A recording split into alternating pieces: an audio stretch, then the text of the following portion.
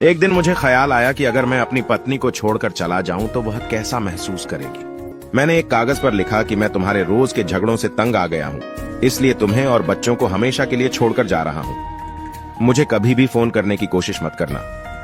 मैंने वह कागज टेबल पर रख दिया और बेड के नीचे जाकर छिप गया। मेरी पत्नी बाजार से आई और उसने टेबल पर रखा कागज पढ़ा और थोड़ी देर शांत रहने के बाद उसी कागज की दूसरी तरफ कुछ लिखा और खुश होकर नाचने लगी। इसके बाद उसने अपने फोन से किसी को फोन लगाया और कहा, बाबू, आज मैं आजाद हो गई।